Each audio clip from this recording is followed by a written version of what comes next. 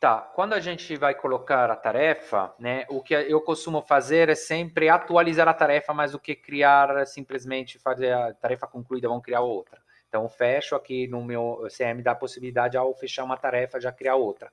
E aí vou usar o contador que me mostra quantas vezes eu entrei em contato com ele, quantas vezes o contato aceitou, ele entrou em contato comigo. Então, se eu conseguir fazer uma conversa com ele, o incremento de um nos dois lados. Se eu tentar fazer um contato, ele não responde, aí incremento aqui. Até porque a gente pode estabelecer, por exemplo, se essa diferença chega a ser, sei lá, 5, 6, 7, então eu acho que não é interessante, independente do fato que ele fale ou não que não é interessado, então talvez possa colocar em repouso. Então essa é a primeira parte do contador.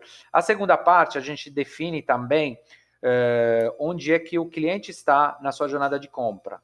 Né? Temos três jornadas: awareness, consideration e decision. Awareness é o conhecimento, é quando o cliente está avaliando o problema que ele tem. No caso, bom, gestão de estoque é um problema, certo? Aí, normalmente, nesse caso é que a gente fala mais da questão de marca, né? Então, um trabalho mais de branding. Já em consideration, no fase consideration, ele define, entendeu o próprio problema, mas ele está vendo como resolver. Então, ele fala, putz, eu tenho realmente problema na gestão de estoque, mas estou vendo como fazer. Será que eu consigo planilha? Será que eu consigo com ERP geral? Precisa ser um ERP dedicado? Enfim, aí já seria consideration ou consideração. Aí o cara fala, não, beleza, eu acho que preciso mesmo de um ERP, agora eu preciso ver quem que vai me fornecer esse ERP. Né? Aí já na situação de decision, ou seja, o cara já definiu o problema, definiu a solução, está procurando quem vai fornecer a solução. Então é bom definir. Nem todo mundo faz isso, eu gosto de deixar isso para saber, até me ajuda também a ter uma ideia do tipo de comunicação que eu vou ter que fazer com ele, tá? E ao mesmo tempo, desse lado, a jornada do vendedor, que também tem três etapas, que é conexão, connect, exploration, explore, ou exploração, e advice. O que isso significa? Conexão, ou seja, eu estou fazendo ainda o primeiro contato, então isso já me ajuda a falar, putz, eu não vou fazer um trabalho agressivo de venda, porque ainda estou criando essa conexão. Explore, que é a segunda etapa, é quando eu estou entendendo mais, né, das necessidades do cara. E a terceira é advise. Advise é avisar, né, aconselhar, e que normalmente ela coincide, mas nem sempre, com a fase de venda, né, na fase de decisão. E, isso ajuda muito para mostrar um trabalho de venda de tipo consultivo, não puxado. Beleza? Ficou claro? Faz sentido? Aí que a gente deixa a tarefa a ser feita, né? Bom, ligar bioprospecção, só para você saber o que significa. Eu tenho vários templates prontos no CRM também. Não sei se vocês usam isso aqui a gente depois pode ver também. Aí que acontece? Bioprospecção significa uma forma sucinta de falar. Eu enviei o e-mail prospecção e aí vou ter que ligar para perguntar se ele viu, tá? Aí, ou seja, eu uso o gancho do e-mail que eu mandei, aquele e-mail prospecção, aquele que a gente viu anteriormente, tá? A gente faz isso, aquilo para esse tipo de cliente. Então, eu mandei aquele e-mail e aqui eu falo, normalmente a primeira etapa é e-mail, ou seja, eu mando o primeiro e-mail para pedir se ele responde, se ele viu esse e-mail, caso ele não responda, tenho que ligar. Claro, esse aqui é o tipo de atividade que vocês devem ter também, tem o padrão. E aí outra coisa importante que é touch point. O que é touch point? Touch point é o número de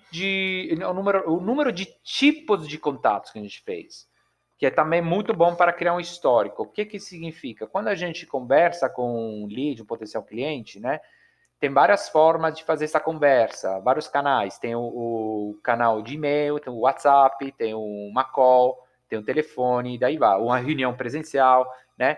Cada tipo de conexão que a gente faz chama de touch point, né? Ponto de contato. Então é bom definir, por exemplo, se eu faço um trabalho com o cara, falei por e-mail, cada vez, mas aí eu falei também pelo WhatsApp, aí também falei, sei lá, pelo telefone, e daí vai, né? Claramente, se eu falar duas vezes por telefone, não vou acrescentar duas vezes. Aqui, isso aqui, porque isso aqui já está aqui. Isso aqui é um contador geral, né, que mostra quantas vezes a gente teve a conexão. E essa aqui mostra o tipo de conexão, o tipo de ponto de contato. Isso é muito importante também para avaliação de histórico. Para vocês saberem, né, estatisticamente, a gente avalia que aqui precisam pelo menos 7, né, para fechar, pelo menos 7 contatos com a marca, e aqui pelo menos 3. Tá? Claro que pode ser mais aqui, menos aqui, enfim, mas esse aqui é um norte que vocês podem ter. Beleza? E aqui embaixo, o que a gente faz? A gente coloca, é aqui que a gente coloca o histórico. Então, o histórico de forma anticronológica. Então, por exemplo, se eu falar com vocês hoje, eu vou colocar 2105, respondeu, não sei o que, fez call e tal, sabe? Então, essa aqui é a ação. Então, tá vendo? De uma forma bem sucinta e fotográfica, a gente aqui tem toda a fotografia mesmo, de todo o histórico que a gente teve com aquele cliente, tá? Então, sem ficar pegando essa atividade, essa outra, o lembrete, isso, aquilo. Então, a gente aqui tem a próxima atividade, o contador de contatos, o status dos dois, né? Os números o tipo de contatos que a gente fez e todo o histórico das atividades, lembrando que aqui também está o funil, né? E a gente aqui está posicionado dentro do funil. Beleza? Faz sentido? Ficou claro? Tá? Só para fechar, aproveitando o gancho, uma outra coisa que eu coloco aqui, normalmente, isso já vai mais para frente, para quando a gente faz a proposta. Eu gosto de deixar aqui outra questão. Quando a gente faz uma proposta, no final da proposta eu sempre gosto de pedir duas coisas, não sei se vocês lembram. Primeiro é o tempo de fechamento, né? Porque a gente vai colocar na previsão de fechamento para fazer uma previsão, para ter um fechamento previsível comercial, e uma nota. Normalmente eu gosto de perguntar, e é interessante perguntar para o cara qual que é a nota de fechar com a gente, né? O cara vai ficar um pouquinho assim, pô, sei, nunca pensei nisso, não sei o que, tal. A gente explica realmente porque a gente quer sempre melhorar o nosso trabalho e tal, então é importante para nós. O cara vai dar uma nota, né? Pode ser 6, 7, até 10, né? Então imagina que o cara dá uma nota 8, a gente coloca 8. Só que aqui o mais importante não é a nota. O mais importante é depois perguntar o que foi aquele 2 que fez com que a gente não chegasse a 10. Por que é importante? A gente criar e a gente coloca aqui, tá? 2, porque não sei o que, pá. Por que é importante esse 2? Porque esse aqui a gente vai criar um histórico de objeções, né? Por exemplo, muito provavelmente no começo porque não sei, não tem um orçamento, não considerei tudo mais.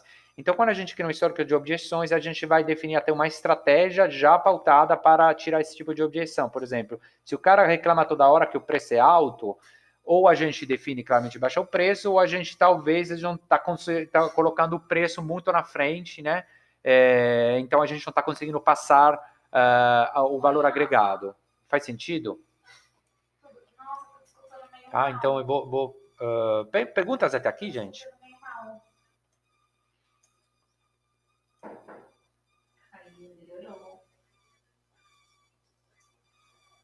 E aí, Rafa, tudo certo?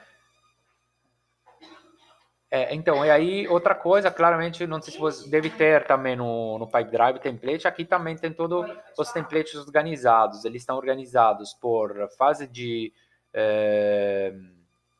funil, né? Você conseguiu deletar? Pode ser. O quê? Desculpa. Como não? É sério? Quanto é que você está pagando por mês? Desculpa. Bom, não tô... Ai, Então, que legal. para quantos usuários? Não quer dar uma olhada? Podemos até falar do RD, daqui a pouco eu vou falar disso, mas se quiser dar uma olhada também no PipeRun, porque assim, não é que seja uau, mas pelo menos tem essas funções básicas, né? Porque, ó, olha. Ah, legal.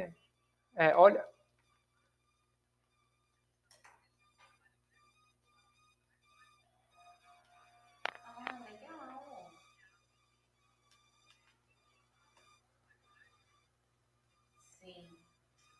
Ele gostou? Entendi. Bom, olha aqui, por exemplo, eu quero mandar, eu fiz a call de, sei lá, de proposta, eu quero mandar, cadê? Olhou tá vendo? Tá tudo aqui, proposta, e aí eu posso procurar aqui. Essa aqui tem também as formas dinâmicas, né? Proposta envio, ó.